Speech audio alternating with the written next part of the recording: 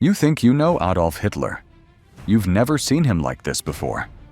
This is the authentic story of the man, from his birth to his rise to power. Who was this man? He neither finished school nor had any vocational training. He lived occasionally in homeless shelters or on the street, refusing a regular job. Yet he became the Führer. It seems inexplicable that a figure with such an unremarkable and often failing background could rise to power out of nowhere, becoming the leader of the German Reich and starting an inferno that brought death to millions. During his lifetime, he ensured his origins and his early life remained a profound secret. No one should know the truth about the quiet desperation of his youth. After the death of his strict father and his beloved mother, Hitler lived as a virtual layabout in the magnificent city of Vienna.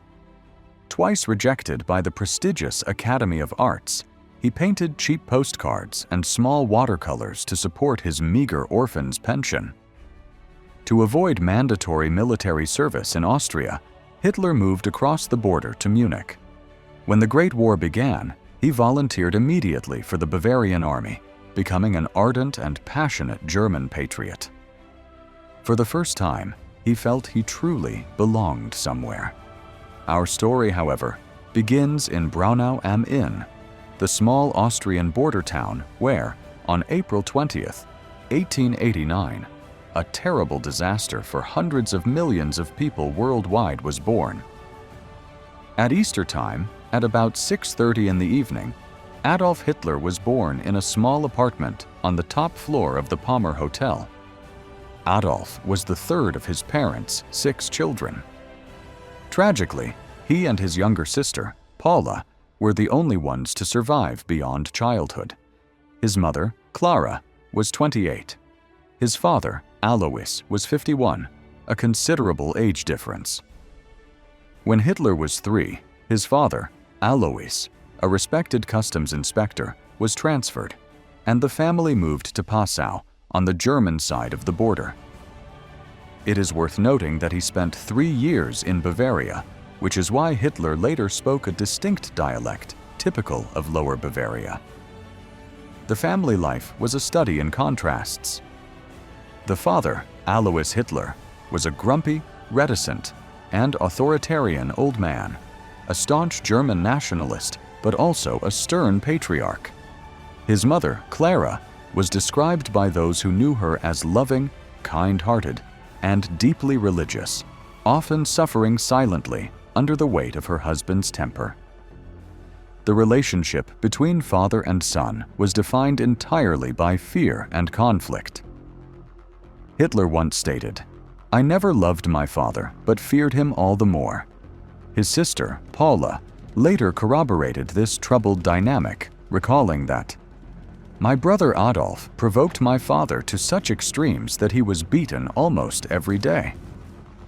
After 5 years of elementary school, 11-year-old Adolf began secondary school in Linz in 1900.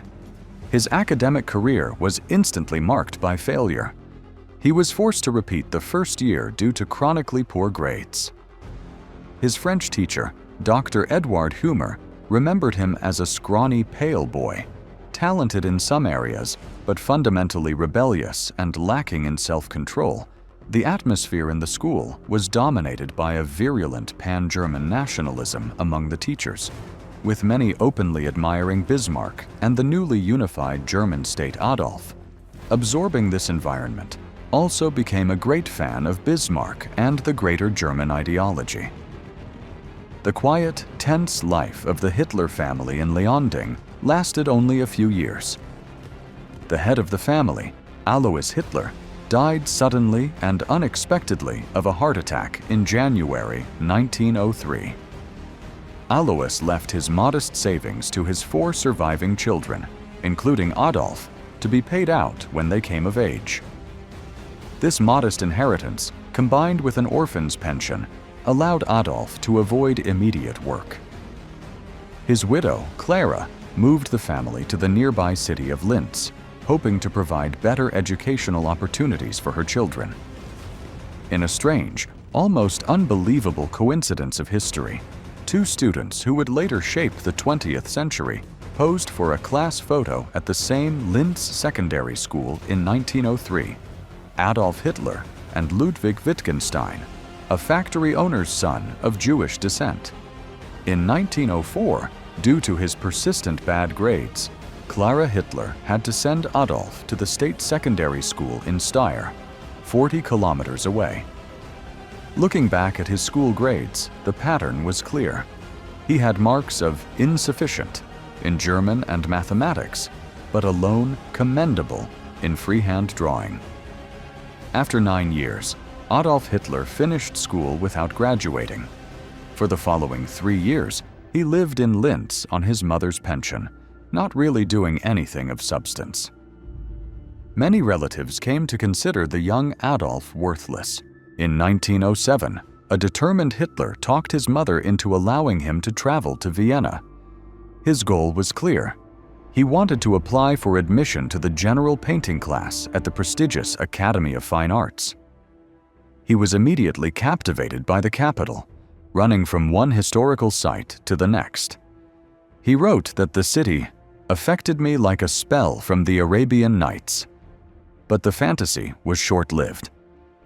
After passing the initial selection, Hitler was turned down after the second and final round.